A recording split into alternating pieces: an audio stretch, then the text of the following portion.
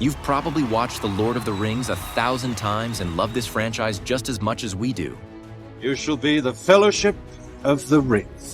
But the extended editions, they take things to a whole new level. With over an hour of extra content in each film, these versions add depth, heart, and moments that'll seriously hit you in the feels. For Frodo. So let's dive into 7 extended edition scenes that make Middle-earth even more epic. Fly, you fools!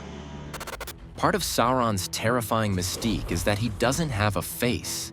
We mostly know him as the Eye, and even in the flashbacks, he's always behind a helmet. He never shows up in the big final battle, but his messenger? He does appear in the extended edition of Return of the King. My master, Sauron the Great, bids thee welcome. Creepy, right? This is one of the trilogy's most unsettling and impressive uses of special effects. The mouth of Sauron strolls in to chat with the remaining Fellowship and delivers some devastating news. Frodo is dead. I have a token I was bidden to show thee. The scene sets up the massive fight that's about to erupt. Frodo! Oh. Silence. No!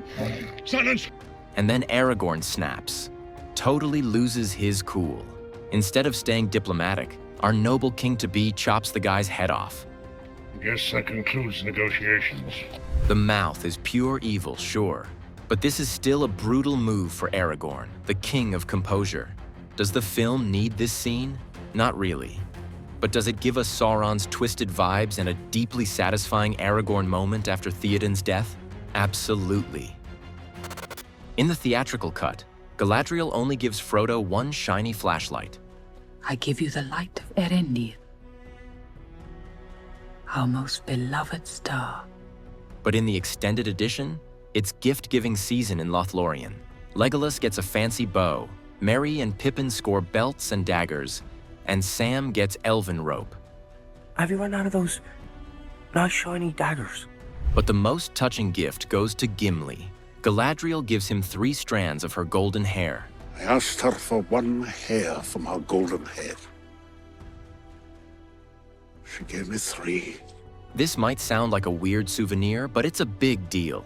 According to Tolkien's lore, Galadriel's hair holds the glow of the 2 trees of Valinor, aka ancient elf magic. Even Fëanor, the most powerful elf ever, got rejected 3 times when he asked for a strand. But Gimli, one polite request, and boom, he gets 3. I have taken my worst wound at this parting, having looked my last upon that which is fairest. Henceforth I will call nothing fair unless it be her gift to me. This moment speaks volumes. Elves and dwarves don't exactly get along. The ring must be destroyed. And I suppose you think you're the one to do it! But Galadriel's kindness completely disarms Gimli. So much so, he'll never let anyone speak ill of her again. And soon, that elf-dwarf feud, over. I thought I'd die fighting side by side with an elf. What about side by side with a friend? The Ents are a major part of the 2 towers. But in the theatrical cut, their backstory kind of gets the axe. The Ents are going to war. In the extended edition, though, we get more leafy lore and a musical number. Treebeard sings a haunting tune to Merry and Pippin, which we later learn is a sad song for the long-lost Entwives. Oh, ruin my... I saw you shine on a summer's day. Yep, Ents used to have wives, and one day they just vanished. Since then, the Ents have spent literal millennia mourning, wandering, and still searching. Come back to me. Say my land is best. And this little addition gives a massive boost to world building. It shows that even towering tree giants can feel heartbreak. Gimli, lower your axe. They have feelings, my friend. That's also what sets Treebeard apart from the baddies of Middle-earth. Tolkien's villains crave domination, but this Ent sings love ballads to his missing wife. That's not evil. That's tragic romance. I believe you will enjoy this next one, too. It's one of my own composition. Ents may move slowly, but their heartbreak runs deep.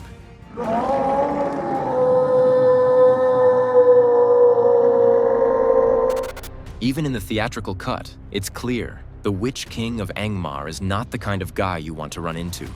Also known as the Lord of the Nazgul, his very presence oozes dread. Even if you're not sure why you're scared, you are.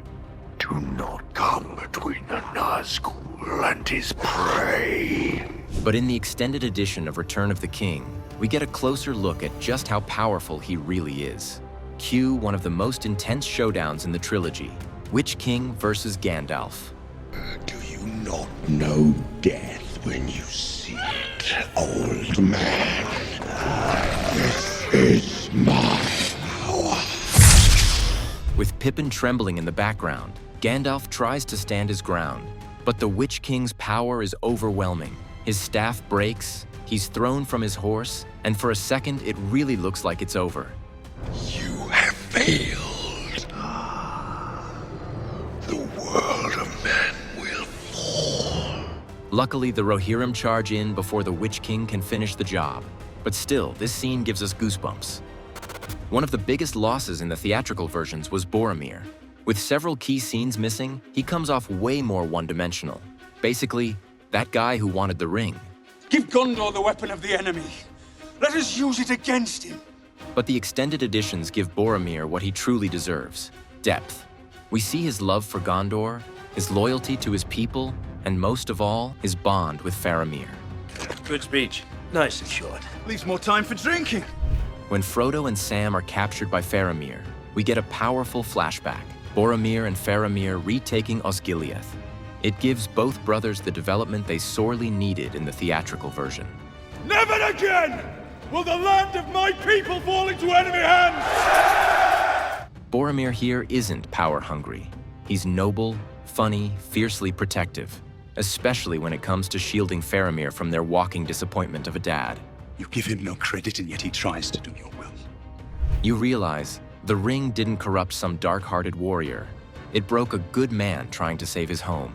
This thing must come to Gondor. All in all, these scenes make Boromir's fate even more tragic and way more meaningful. Remember today, little brother. Like Boromir, Aayowin lost a few scenes in the theatrical cut, but her characterization doesn't suffer as much, since she's still absolutely awesome. I am no man. Still, one beautiful moment was left out. After slaying the Witch King, Aayowin is badly wounded and carried to safety by Éomer. And who ends up healing her? Aragorn.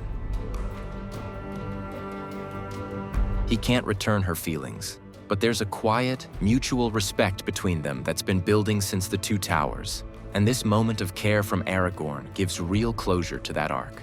Sleep, Éowyn. Sleep. While recovering, she meets another wounded soul, Faramir. And of course, romance blossomed. To be fair, their entire love story lasts about 15 seconds. But this short scene at least shows us how they met and why they click. Two noble hearts, bruised by war, finally find peace in each other. I do not believe this darkness will endure. Short, sweet, and surprisingly moving. For such a powerful and charismatic villain, the theatrical cut really does Saruman dirty.